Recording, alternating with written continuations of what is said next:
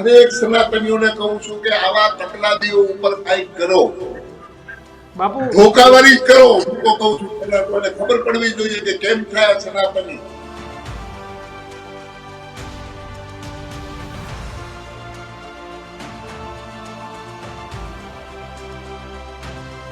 આ લાયક માણસ જ ન કહેવાય સનાતન ભગવા પહેરી અને સનાતન વિરુદ્ધ જાય અને વિધર્મી વિશે બોલી કરી બતાડે તો એને ખબર પડે કેમ બોલાય. વિધર્મી વિશે તો ફાટી જશે.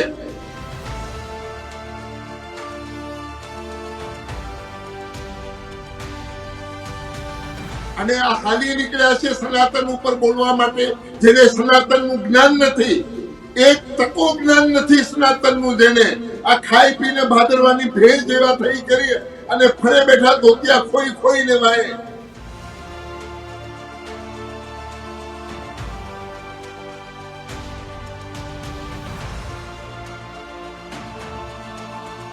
અરે માર્કેટમાંથી વયા જાઓ. આવો જે બુદ્ધિજીવ વર્ગ છે એ તમને માનશે નહીં સનાતન ઉપર ટિપ્પણી કરશો તો.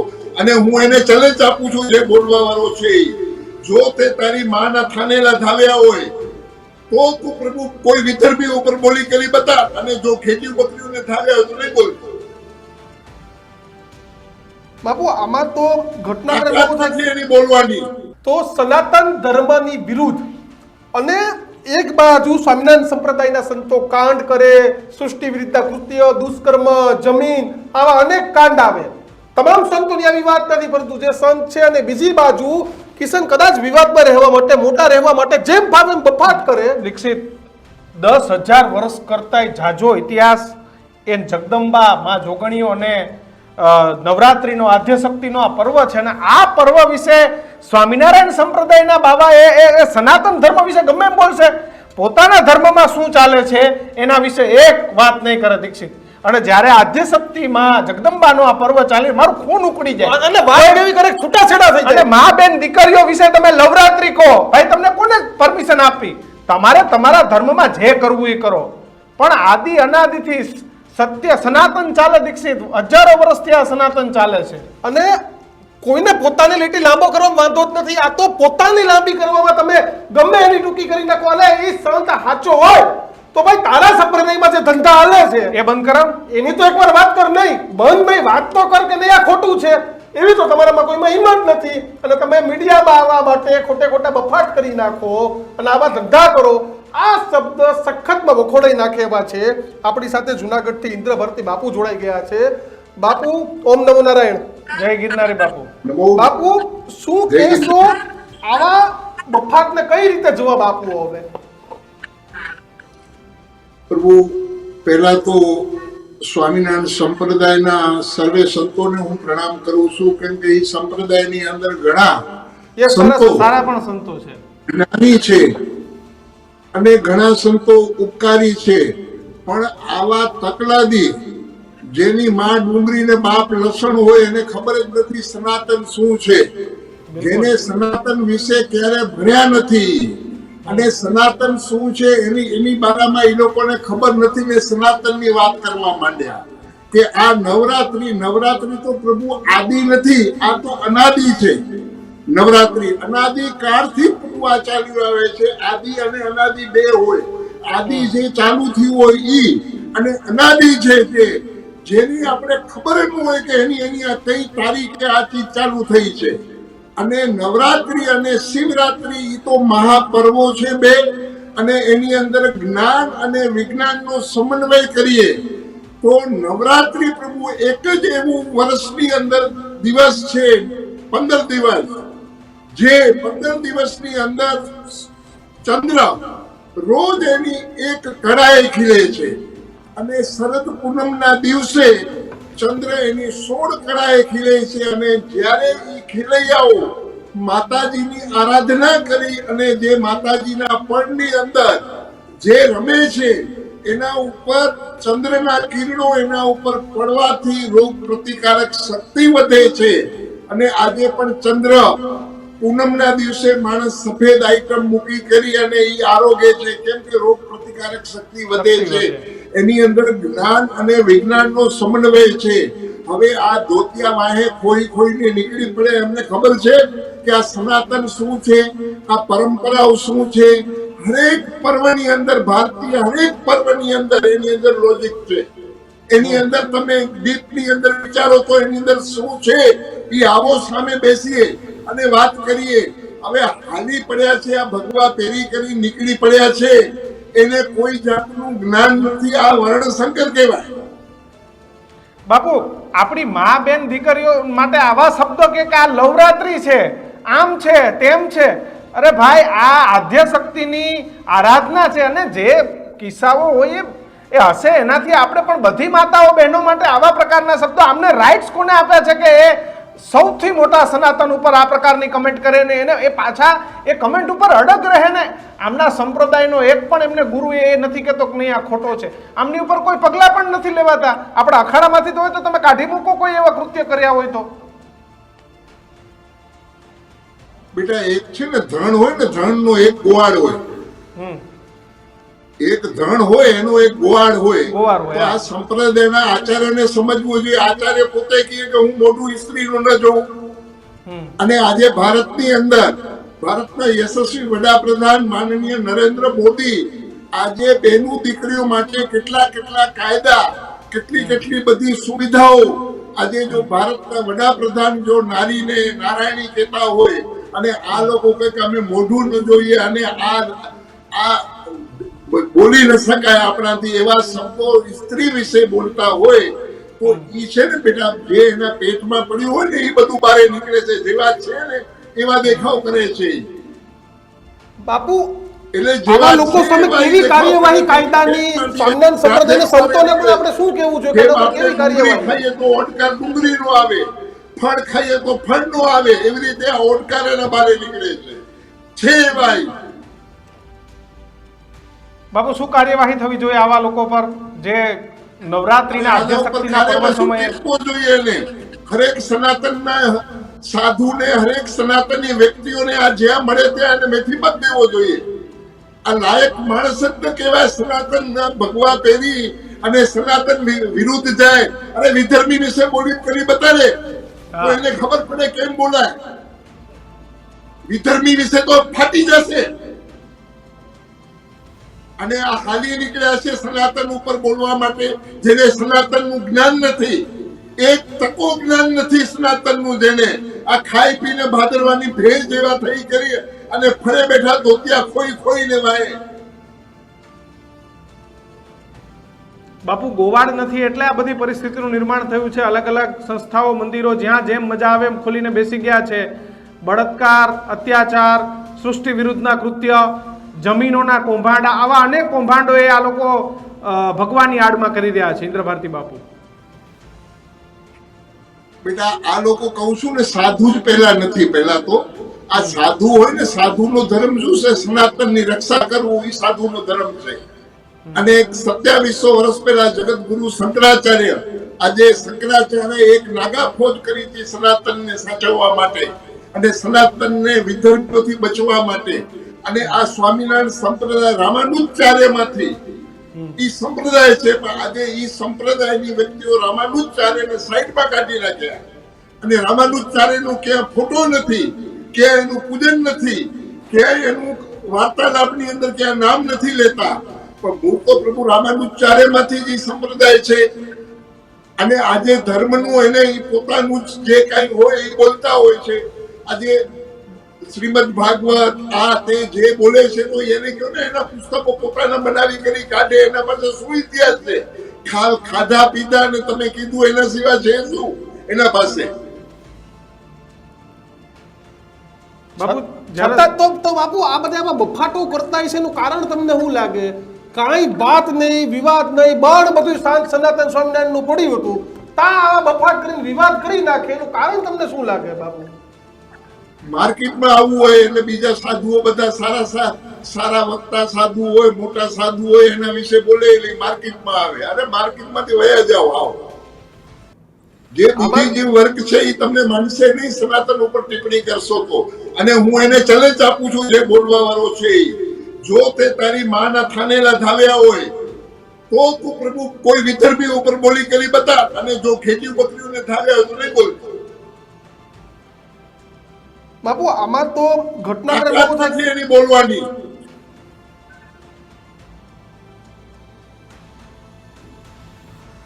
બાપુ માંડ શાંત બધી ઘટના થઈ હોય, આપણે ઘટના ભૂલી ગયા હોય, તમે પણ મોટા મન રાખ્યા કે સ્વામિનારાયણ સંપ્રદાયના સંતોએ મોટા મન રાખ્યા, સમાધાન થયા, બેઠા. મને જુનાગઢની એ બેઠક તમારી યાદ છે કે તમે છેલ્લી બધા સંતોની હાજરીમાં કીધું હતું કે આ છેલ્લો મોકો છે, હવે અમે કોઈ મોકો નહીં આપીએ. પણ એ પછી સનાતન ધર્મે 10 વાર મોકો આપી દીધો, હવે સુધરો, હજી સુધરો, હજી સુધરો, આ નહીં તો બીજો, ત્રીજો નહીં તો ત્રીજો, ત્રીજો નહીં તો ચોથો. આવા સ્વરૂપાનંદ જેવા સ્વામીઓ આવીને ઉભા થઈ જ જાય, બંધ થાય એમ બપાટ કરી દે. પ્રભુ એક તો પહેલા તો આ સંતો છે ને, અમે આ સ્વામિનારાયણ સંપ્રદાય નહીં પણ અમારા જે સનાતની સંતો છે ને એ બધા મોટા પેટવાળા છે. એ સમુદ્ર છે, સમુદ્ર. એ ગંગા અને ગટર બે ને સમાવેશ કરી લે છે. એમને મોકા જ આપે છે. જેમ ભગવાન કૃષ્ણે કેમ એને 99 વખત મોકો દીધો હતો, એવી રીતે અમે પણ એમને મોકા દઈએ છીએ. પણ આ હાલા સુધરવાને લાયક જ નથી. અને હરેક સનાતનીઓને હું 2 હાથ જોડીને અપીલ કરું છું કે આવા તકલાદીઓને આ સમાજમાંથી કાઢો. અને સ્વામિનારાયણ સંપ્રદાયના જે મહા આચાર્ય છે એમને પ્રણામ કરીને હું કહું છું કે જે આ સંપ્રદાય, ઉચ્ચ સંપ્રદાય, એને આ બદનામ કરતા હોય તો આવી વ્યક્તિઓને સમાજમાંથી કાઢવા જોઈએ. સમાજમાં એને પ્રોત્સાહન ન દેવો જોઈએ. આચાર્યને એટલું સમજવું જોઈએ. અને આચાર્ય જો એને જો સમજતા ન હોય તો આજે મોટી ભૂલ આચાર્યની છે, જે આવી દેવી દેવતા બધા વિશે ટિપ્પણી કરે. અને આવી રીતે આજે નવરાત્રી જે આજે ભારતની અંદર, જ્યાં વિશ્વની અંદર હિન્દુ વસ્તુ હશે, અહીંયા આજે માં જગદંબાની આરાધના કરતો હશે, એના વિશે આવા મા બહેનો દીકરીઓ ઉપર આવા શબ્દો બોલે, આ કઈ વ્યાજબી કહેવાય? અને આ એમને શોભે? આ સાધુ હોય ખરા? તમે કેવા સાધુ હોય? આ સાધુ હોય તે નીચ પેટનું આ નાલાયક. બાપુ, જ્યારે દીકરીઓ, નાની માતાઓ એ ગરબે રમતી હોય 9 દિવસનો આ સૌથી મોટો તહેવાર છે. આટલો મોટો તહેવાર વિશ્વમાં એકેય ધર્મમાં નથી. આપણે ત્યાં 9 દિવસ નવરાત્રિનો જે એવડો મોટો તહેવાર છે, આવો એક પણ તહેવાર વિશ્વમાં નથી. જ્યારે આ તહેવાર થતો હોય ત્યારે તો મા દીકરી વિશે આ સાધુ શબ્દ બોલે. તમે કીધું એ બહુ સાચી વાત છે કે આમને સૌથી વધારે શું હોય તો સોશિયલ મીડિયામાં ફેમસ થવું, એટલા માટે રોજબરોજ આવા વિડીયો મૂકે, જેથી કરીને સોશિયલ મીડિયામાં એ લોકો ફેમસ થઈ શકે. અને બીજું કે આવા સ્ટેટમેન્ટના કારણે માર્કેટમાં આવે, ચર્ચામાં આવે. અને આપણે ત્યાં આપણી જે સુપ્રીમ કોર્ટ છે બાપુ, એને કીધું હતું કે હેટ સ્પીચને સ્થાન ન હોઈ શકે એમ. હેટ સ્પીચ, આ સ્પીચ એ હેટ સ્પીચ છે, તો આનાથી તમે લોકોના દિલ ન જીતી શકો. તમે લોકો તમને હેટ કરે તો તમને એમ કે જાકારો આપે એમ. તો આવી સ્પીચને આપણો દેશનો કાયદો પણ સ્થાન નથી આપતું. પણ સંપ્રદાય એ આવા લોકોને હજુ પણ ચાલવા દે છે, રોજ આવા વિડીયો બનાવે, યુટ્યુબ પર મૂકે. બેટા, એ જ આપણી મોટી ભૂલ છે કે સનાતનીઓ હજી સુધી કાંઈ એમના વિશે બોલતા નથી. સનાતનીઓ પહેલા તો હું હિન્દુ હિન્દુઓને વિરોધ હરેક સાધુ સંત કરે છે. તમારો બધાનો હરેક ભારતીય નાગરિકનો સ્વતંત્ર ભારત છે, સ્વતંત્ર નાગરિક છે ને સ્વતંત્ર વાણી છે, બોલવું જોઈએ એના માટે. તો કેમ આજે સનાતનીઓ બોલતા નથી આના વિશે? તો પહેલા તો ભૂલ સનાતનીઓની છે કે એના વિશે બોલવું જોઈએ. અને આજે ભારતનો કાયદો પણ એમ કહે છે કે એના વિશે કાંઈ પણ, જે ધર્મ વિશે કાંઈ પણ બોલે, આજે પ્રભુ અમે બોલ્યા છીએ એમના વિશે, પણ અમે પ્રભુ જે સવાલ કર્યો હશે એનો મેં જવાબ દીધો હશે. આજની સુધી મેં સ્વામિનારાયણ સંપ્રદાય વિશે ખોટું નથી કીધું. અને જે સવાલ કર્યો છે એનો મેં જવાબ દીધો છે આજે પણ. અને આજે હરેક સંપ્રદાય, હરેક સંતો, હરેક સનાતની માણસોને એના માટે અવાજ ઉપાડવો જોઈએ. અને આવા તકલાદી જે પ્રભુ ભગવાનને લાયક નથી, ભગવાનને લાયક જ નથી, એવી વ્યક્તિઓને પ્રભુ સંપ્રદાયમાંથી આચાર્યશ્રીને બહાર કાઢવા જોઈએ. કેમ કે આ જે છે એના મેન આચાર્ય છે. આચાર્ય જે કરે એ થાય. આજે આચાર્ય પણ આ ચીજ નથી કરતા, તો એનું કારણ શું હોય એ સમજવાનું છે આપણે. બાપુ, કેટલું દુઃખ થાય. એક બાજુ વિધર્મીઓ સામે લડવાનું છે, તમને પણ ખબર છે. સોમનાથ જગ્યાએ ડિમોલેશન થયું, વિધર્મીઓ વધી રહ્યા છે. હું તમને કહું કે ઓવેસી જેવા લોકો ઝેર ફેલાવી રહ્યા છે. આ સમય છે હિન્દુઓને, સનાતન ધર્મને, તમામ લોકોને એક થવાનો. આવા બફાટ થઈને તો આ હિન્દુઓમાં પણ બે ભાગલા પાડવાની વાત કરે છે, બફાટો કરવાની વાત કરે છે. તો આમાં આપણે વિધર્મીઓ સામે કઈ રીતે લડી શકીશું, અથવા તો આપણે એક છે કઈ રીતે સાબિત કરી શકીશું? પ્રભુ, મેં પહેલા કીધું ને કે જો એને માના થાનેલા ધાવ્યા હોય એને, તો પ્રભુ વિધર્મીઓ કોઈ પણ બીજા ધર્મ વિશે બોલી કરી બતાડે. આ તો સનાતન છે. મેં કીધું ને સમુદ્ર છે, ગંગા ગટર બે ને સમાવેશ કરી લઈએ છે એટલે આ બોલે છે, નહીં તો એની બોલવાની ઓકાત ખરી. બાપુ આપણે ત્યાં કહેવાય છે આપણે સંત મોટા પરમ. પેટ વાળા એનો સમાવેશ કરી લઈએ છીએ, આપણે કઈ બોલતા નથી. અને હરેક હું વ્યક્તિઓને, હરેક સનાતનીઓને કહું છું કે આવા તકલાદીઓ ઉપર કંઈક કરો, બાપુ ધોકાવાળી જ કરો. હું તો કહું છું પહેલા તો એને ખબર પડવી જોઈએ કે કેમ થાય સનાતની. આપણે ત્યાં કહેવત છે સંત પરમ હિતકારી. આ શબ્દો લખાયા છે, આ બધા શબ્દો ઉપર તો આવા બધાએ પાણી ઢોરી દીધું. કોઈ જમીન ચીટિંગમાં આવે, કોઈ અત્યાચારમાં, કોઈ બળાત્કારમાં. તો આમાં સંત પરમ હિતકારી આ શબ્દોને આ લોકો અમારા મોબાઈલમાં એવા વિડીયો આવે છે, એવા જોઈ ન વિડીયો શકીએ કે બાપુ. આપણે જોઈએ ને તો આમ આપણા રૂવાડા ઉપર થી લોહી ઉકળી જાય કે આવા વિડીયો સંતોના આવે મોબાઈલમાં. પ્રભુ, કોઈની વ્યક્તિગત જીવનમાં મારે ઉતરવું નથી. હું તો સનાતની સાધુ છું અને સનાતન વિશે, પ્રભુ સ્વામિનારાયણ સંપ્રદાય વિશે હમણાં થોડોક સમય પહેલા જયારે આ જમીનનું કૌભાંડ સ્વામિનારાયણના સંતોએ જે કર્યું હતું, અને એ જે કર્યું હતું ત્યારે સ્વામિનારાયણ સંપ્રદાય ત્યારે મેં એક આખી પ્રભુ ઇન્ટરવ્યુ દીધું હતું ભરત ગઢવીને, અને કીધું હતું કે ભાઈ સંપ્રદાયને એમાં બદનામ ન કરો. સંપ્રદાય છે એ અમારો એક સનાતનનો અંગ છે. જે વ્યક્તિગત છે એના ઉપર તમે ટાર્ગેટ કરો. આજે બેટા અમે સનાતની છીએ. સનાતનનો અમારો કોઈ પણ સંપ્રદાય હશે એને અમે નમન કરીએ છીએ, કેમ કે હરેક વ્યક્તિઓ બધા એવા નથી હોતા. એની અંદર સ્વામિનારાયણ સંપ્રદાયના ઘણા એવા બિલકુલ વિદ્વાનો અને તપસ્વીઓ છે.